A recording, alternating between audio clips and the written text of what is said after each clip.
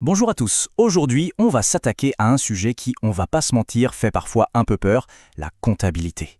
Mais oubliez tout de suite les images de colonnes de chiffres interminables, on va plutôt voir ça comme le journal intime d'une entreprise et on va apprendre ensemble à lire entre les lignes. Parce qu'au fond, c'est la question essentielle, non? Comment savoir si une entreprise marche vraiment? Une simple intuition, un bon feeling, ça ne suffit pas. Pour prendre des décisions, pour investir, ou même juste pour faire confiance, il faut une réponse objective, quelque chose de bien plus solide qu'une impression. Et c'est là qu'on arrive au cœur du sujet. Cette réponse objective, ce système, c'est justement la comptabilité. C'est l'outil qui a été conçu pour nous donner une image la plus claire et la plus fidèle possible de la santé d'une entreprise.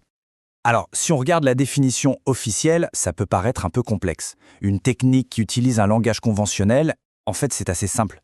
C'est une méthode pour enregistrer tout ce que fait un commerçant de manière systématique. Et le but de tout ça, c'est de mesurer l'impact précis de chaque vente, chaque achat, chaque investissement sur ce que l'entreprise possède réellement, sur son patrimoine.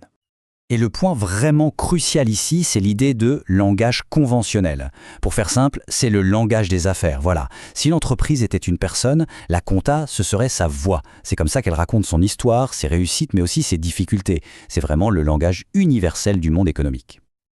Ok, mais alors, à qui s'adresse ce langage en premier lieu?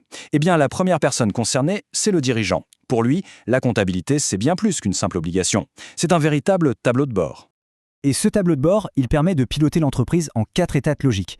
D'abord, étape 1, connaître ses résultats. Est-ce qu'on gagne de l'argent ou est-ce qu'on en perd? Simple, mais fondamental. Ensuite, fort de cette info, on passe à l'étape 2. On peut orienter ses choix. Faut-il investir ici, réduire les coûts là? Ces choix mènent à l'étape 3, on gère mieux, au quotidien. Et la somme de tout ça, eh bien c'est l'étape 4, on peut commencer à prévoir l'avenir. Donc, on le voit bien, ce n'est pas juste un seul outil, c'est une véritable boîte à outils. C'est un instrument financier pour suivre l'argent, un instrument de prise de décision pour choisir la bonne direction, un instrument de gestion pour le pilotage de tous les jours, et enfin, un instrument de prévision pour regarder vers demain. C'est tout simplement indispensable.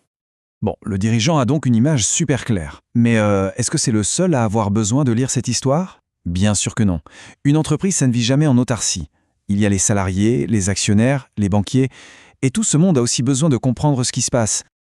Et chacun cherche une information qui lui est propre. Les employés, par exemple, veulent savoir comment la valeur qu'on crée est répartie. Les associés, eux, se demandent est-ce que notre investissement va prendre de la valeur?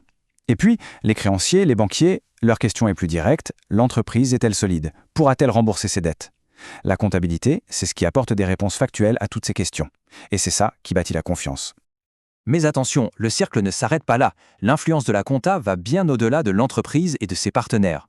En fait, elle joue un rôle absolument fondamental pour la société dans son ensemble. On découvre ici deux rôles clés. D'un côté, pour l'État, la compta, c'est la base de tout. C'est ce qui permet de calculer les impôts de manière juste. Sans ça, impossible de faire fonctionner le trésor public. De l'autre côté, pour la justice, en cas de litige commercial, les livres de compte, ça devient une preuve essentielle pour régler le conflit. C'est un vrai pilier de l'équité.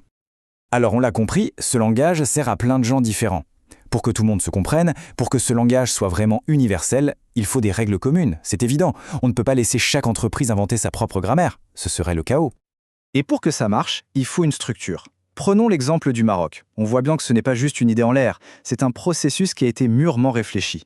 Tout commence fin 86, la commission finalise le plan. 3 ans plus tard, en 89, on commence à l'appliquer aux entreprises publiques. Et enfin, le grand saut, en janvier 94, la loi la rend obligatoire pour tous les commerçants. Et s'il y avait un doute, il suffit de lire l'article 1er de la loi. C'est écrit noir sur blanc.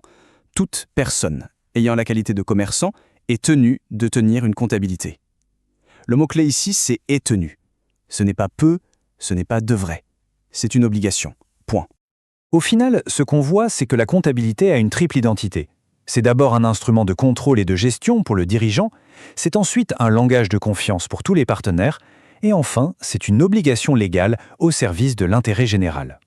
Ce qui nous amène à une dernière question. Alors, cette compta, faut-il la voir comme une simple contrainte, une corvée administrative imposée par la loi, ou ne serait-ce pas plutôt l'un des atouts stratégiques les plus puissants qu'une entreprise puisse avoir?